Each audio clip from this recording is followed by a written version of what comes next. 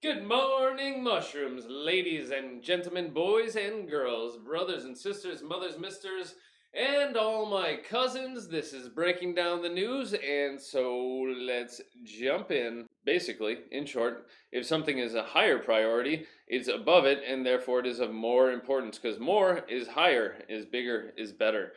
And to disdain something is basically to not like it and think that it's not worthy of your interest, your attention, or your respect. And it's usually used to hold something in disdain, to look at something with disdain, but here it's being used as a verb, not the most common usage. As I said, normally a noun. In disdain, with disdain, a strong dislike, without respect, and not worthy of your respect, attention, or interest. All right, let's pause. So he disdains the government structures which are intended to or meant to dispense, to distribute, to spread out independent and fact-based policy making. Rejects, forcefully saying no, Center for Disease Control guidance on reopening. To guide something means to show it the way, you're leading it. And so as a noun, guidance, to give guidance, government guidance, parental guidance.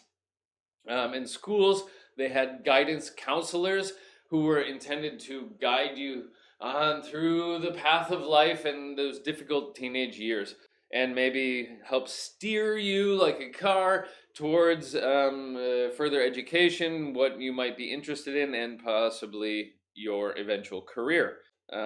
Your driver's a chauffeur. Valet, typically outside of a restaurant, is the people you give them the keys, they park your car. It's a person that parks your car, carries your stuff, I guess. Valet in French was originally, it had the meaning of a squire, the helper buddy of the knights. Recently we watched Monty Python and the Holy Grail, and he had some squire. The squire was always following him around, singing a song. He was like the Robin to the Knight's Batman. He carries your stuff around for you, follows you around like a puppy. All right, into some phrasal verbs and other stuff. Dr. Gupta weighs in on gloves at the grocery store. To weigh in on something means to loudly and forcefully give your opinion about something. And so maybe you're on a conference call and people are talking about this or that. You don't think that they're headed in the right direction. Ooh, headed in the right direction. We've got head down below here as well. And so you're like, whoa, time out. You guys, I don't mean to interrupt it, but if I could weigh in on this issue, to discard something means to throw it away, and get rid of it because it's not of use to you anymore. Yes, they're apparently discarding bodies because, dead people aren't useful to us anymore. All right, whatever. So they're just discarding bodies. They're throwing away bodies because it's showing a city that is overwhelmed passive, reduced passive, by COVID-19. The crisis, the pandemic, is too much for the city. They can't handle it. Just throw the bodies on the street. Now, to confirm is technically, there's a lot of overlap and they are often used interchangeably. Confirm is more common. Confirm is strengthening or giving more backup or support to something that somebody else has said or claimed. And they're like, he's an idiot. You're like, yes, I can confirm that because the other day I saw him picking his nose and eating it.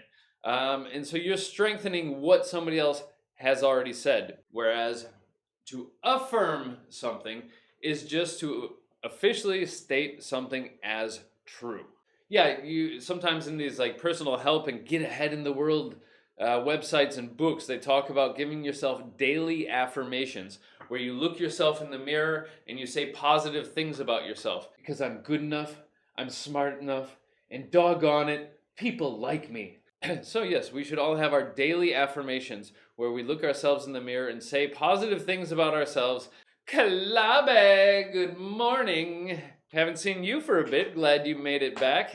After a gas leak at a chemical plant, because if we don't have enough crises, a crisis, plural crises, on our hands. And so A chemical plant. Of course, as usual, when this sort of plant, we're not talking about a small tree or a bush or a flower. We're talking about a factory. And they make chemicals. And something leaked and it killed a lot of people. And I think it was in India and a lot of cows from the picture I saw. Something that is designed to contain a liquid or a gas and hold it inside.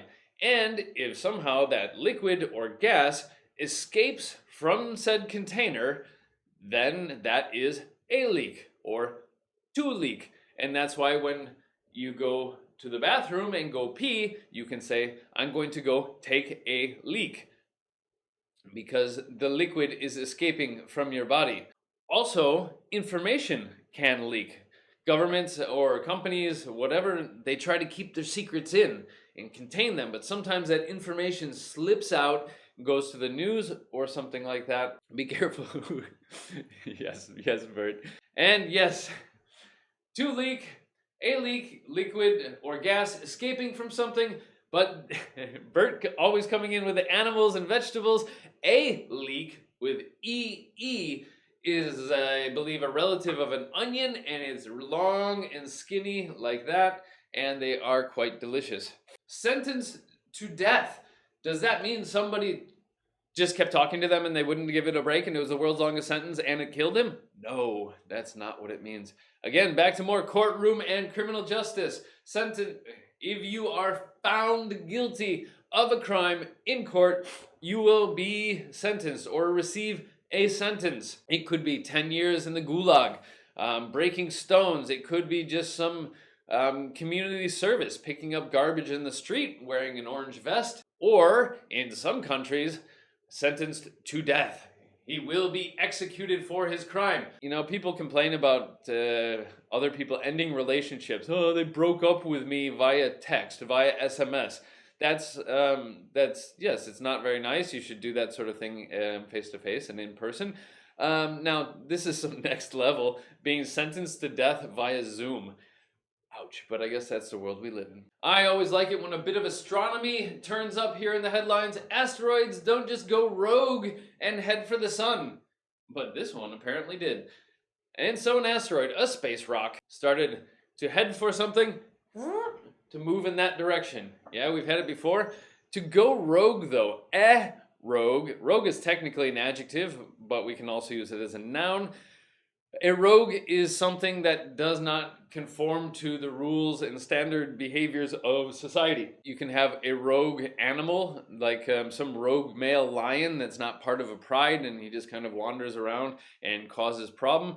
Rogue assassins from movies or books that go around and they're not following anybody's orders anymore and they're just killing indiscriminately as they want. You hear about rogue nations or rogue states. Some people might say that about North Korea. Other people might say that about the United States of America. So to go rogue means to stop following the standards of society and behaving in the way that you're supposed to. And so yes, asteroids don't go rogue. They just have their orbits and they follow it.